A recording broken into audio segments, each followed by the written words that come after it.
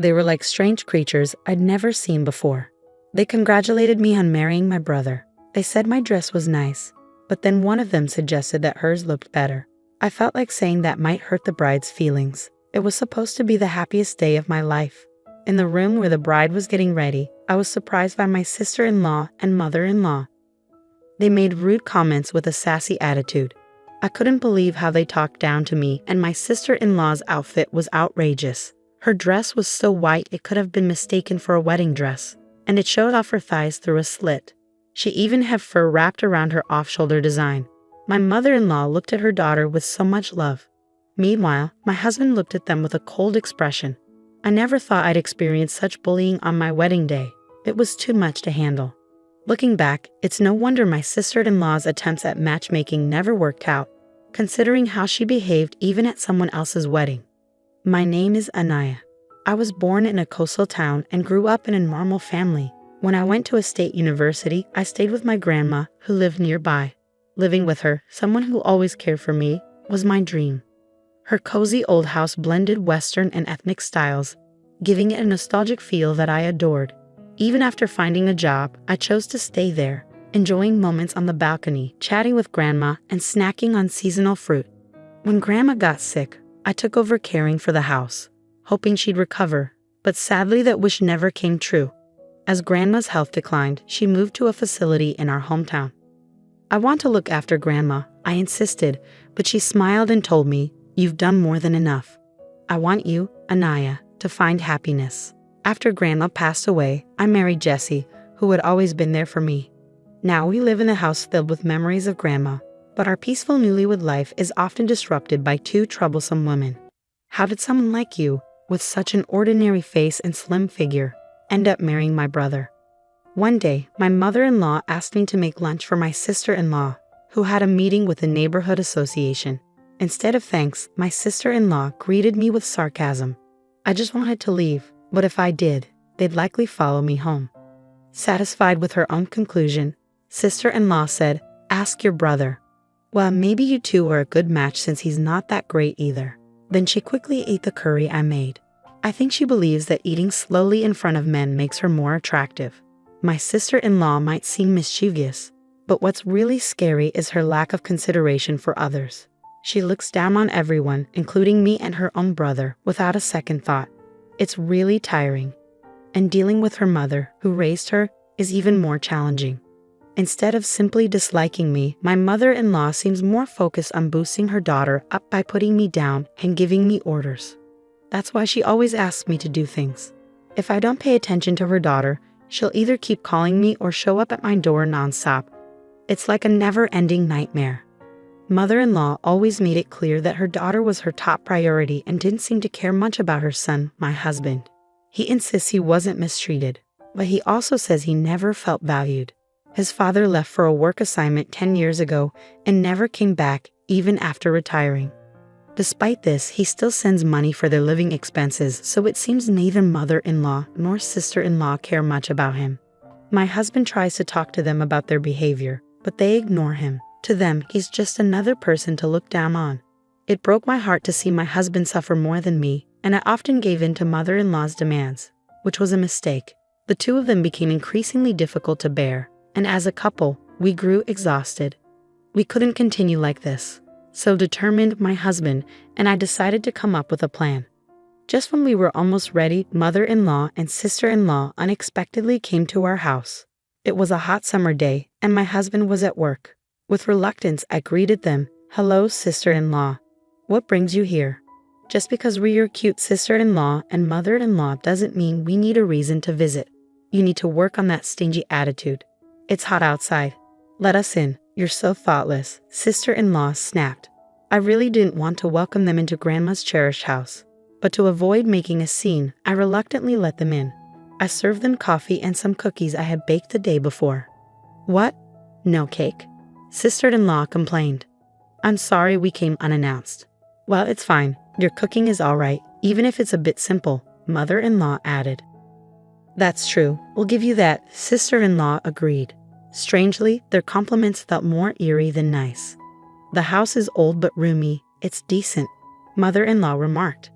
"To me, this house is just right," sister-in-law added. Elle is getting married. Mother-in-law suddenly dropped the bombshell. Wait, this self-centered sister-in-law. I was briefly shocked, but her getting married wasn't all that surprising. She often boasted about her shapely figure and her direct approach with men. It seemed to work on gullible men or those seeking casual relationships. So, is it with the guy you had an affair with?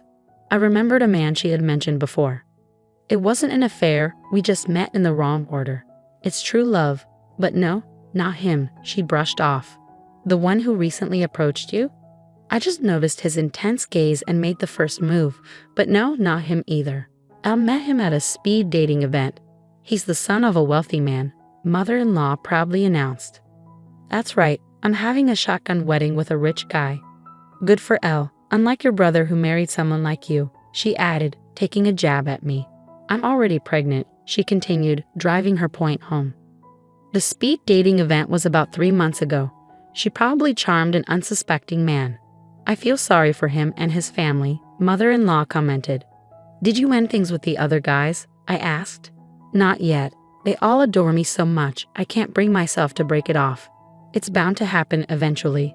Elle is just so charming. But what truly makes Elle happy is money, sister-in-law explained.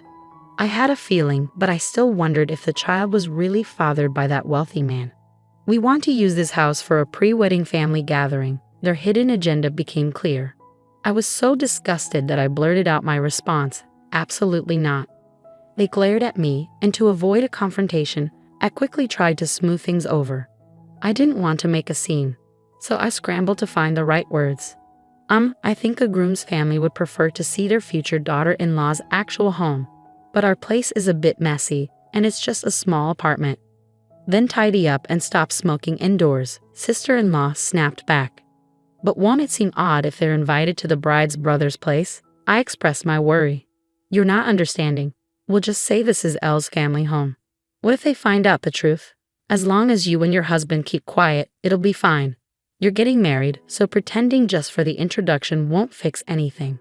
Once we're married, he's mine, and besides, I'm pregnant, sister-in-law asserted. It's not that simple. You're so thoughtful to be concerned. But why not just make this house truly belong to mom and dad? Sister-in-law's absurd suggestions left me speechless. Oh, come on. What a terrible idea. This house belongs to my grandma. It's not just up to me, I objected. Don't you understand? Once you're married, everything belongs to the husband's family. It's a common rule, sister-in-law argued. Well, you better get used to it. What's yours is now ours. So next Sunday, we'll bring the fiance and his family over. And make sure to prepare a fancy and cute meal, of course. We'll pretend Elle made it and even change the curtains to match Elle's teeth, mother-in-law chimed in. We're relying on you, sister-in-law, they said before leaving, imposing their wishes and convenience on me. All that was left was my boiling anger and a stack of dirty dishes. I'm sorry, we won't let them use it, my husband said that night, his heart heavy after hearing the news. Of course not, but even if we say no, they'll just force their way in. Maybe we should accelerate our plan. I could handle their mistreatment of me, but I won't stand for them disrespecting Grandma's house. We'll make them pay for all the bullying, so be prepared, I declared. The next day, I made several calls. Despite the sudden change of plans, everyone was understanding. I was truly thankful. Once everything was arranged, I called mother-in-law. Mother-in-law, I want to make sure Elle's wedding is perfect. Can we have a bit more time? We're planning to renovate to make it just right for the couple, I proposed. Anaya, I misjudged you. You're truly kind-hearted. But we need to get going with the wedding preparations, so please hurry, she replied. I understand. We'll be ready in 3 weeks. Why don't you start searching for a wedding venue? I suggested. You're very considerate. It's almost surprising. But yes, we'll leave the introduction to you and focus on the wedding, she agreed. Was this our first pleasant conversation and perhaps our last? Those two won't suspect a thing, and they won't set foot in this house until the day of the wedding. Okay, we're going to be really busy starting today, my husband said. We had a very close deadline. We would work really hard without much rest, but it was all for our future. 3 weeks later, the day my mother-in-law had set for meeting us arrived. My husband and I were nervous, waiting for her phone call. I could almost imagine my mother-in-law's angry face as she called. At 10 a.m., my phone rang, showing my mother-in-law's name. I answered the call. "Anaya, what did you do?" My mother-in-law's voice sounded very upset. "I thought you'd like it. I made a perfect meal for you and Elle," I replied. "What did you do?" she asked again, her voice getting louder and more panicked. But her words were hard to understand. The place she brought her fiance's family to, pretending it was her home, wasn't Grandma's house anymore. I had prepared a new home and meal for them, but it seems they weren't happy about it. Mother-in-law's words were still hard to understand. She probably wanted me to explain everything to the other side. "I'll do that. I'm sorry if I made you upset. Can you put me on speaker so the groom's mother can hear?" I asked. The shouting stopped and a calm woman's voice came through. "Are you Aaron's mother? It seems there's been a mix-up." "Oh wait, not Aaron, sorry," she corrected herself. "So Aaron finally left his wife for Elle, or is it Ivan Phil?" I listed all the men my sister-in-law had been involved with. "Anaya, stop it." Mother-in-law screamed, louder than before. The call ended. They were probably in the middle of a big argument. That felt satisfying. Anaya, my husband, who had listened to the whole conversation, looked at me with apology in his eyes. "I'm sorry for making you do that. I should have handled it," he said, sounding regretful. "No, remember I said I wanted to get back at them one last time for Grandma's beloved house. Come on, I've explained this. Grandma wanted me to be happy. I love that house, but you're more important to me than it." My mother, Grandma's heir, had planned to demolish the house, turning it into vacant land. It was earthquake resistant, but keeping up an old house is hard. I had been insisting on living there because of my love for it, but after marrying my husband and dealing with my mother-in-law and sister-in-law, I changed my mind. I didn't want them to ruin that house, but I didn't want to leave my husband either, so I wanted to say goodbye to Grandma's house with good memories. That's why I asked my husband to find a new job, and we prepared to move back to my hometown. We just sped up our plans. I had Grandma's house demolished and built a small dog house in the middle of the empty land with a tag that says L. It looked like a cozy log cabin, but it cost us a bit more than we planned. I even got some fancy dog food from the pet store. Everything was set. Grandma liked you. She wouldn't want us to break up because of that house, Anaya. "I promise I won't waste the chance you've given me," my husband said, looking at me with sincerity. I trusted him when he made that decision. It's been a year and a half since then. After we moved to my hometown, my husband, who was a bit unsure at first about the fishermen in the neighborhood, has become even more popular with them than I am. He seems to really enjoy the coastal town's breeze and all the seafood dishes. His once pale skin now has some color to it. Seeing him happily eating grilled salmon for dinner makes me really happy, I told him. "Did you check your emails today?" my husband asked. "No, nothing new. They're probably busy. We haven't talked to my mother-in-law and sister-in-law since that whole thing happened. My husband's phone is the only way we could reach them," I said. We found out about the doghouse situation from a neighbor who was friends with Grandma. The house my mother-in-law and sister-in-law showed Grandma was torn down, and now there's just a doghouse there. And from the dog food bowl, there's a fancy smell of perfume, I added. The two were really upset, saying it was all because of my brother's wife. When the fiance's family got a hint over the phone about my sister-in-law's bad taste in men, they confronted them. They got really nervous and couldn't give a clear answer. Later, the fiance's parents hired a detective to check on my sister-in-law's behavior, but they found nothing except lies and a lot of boyfriends. This made them do a DNA test on the unborn baby, and they found out it wasn't the rich man's. So the engagement was called off. The real father of the baby turned out to be one of the men my sister-in-law was seeing. He was happy to have a child with her, and they got married. But his mom was angry that her son was with an older woman she didn't like, so she insisted they all live together. Meanwhile, my mother-in-law was mad that her daughter was taken away, so she rented an apartment near the newlyweds and they fought a lot. My sister-in-law, who wanted to marry rich and have an easy life, now looks tired from dealing with her mother-in-law and doing housework and taking care of the baby. But the good part is, her husband really loves the baby, so they're managing on their own. My husband's phone rings. "Oh, it's an invitation for drinks from my father-in-law. Your dad really likes you," I mentioned.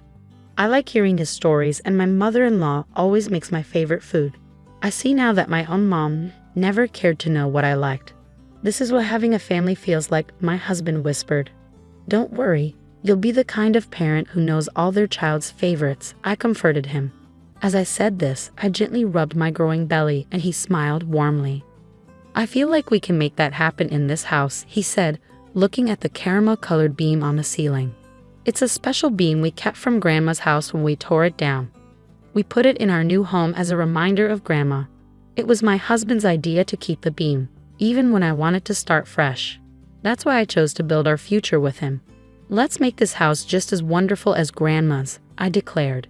Yes, definitely, my husband agreed. In this peaceful coastal town where you can hear the waves, our little house stands. This is where we'll create our happiness.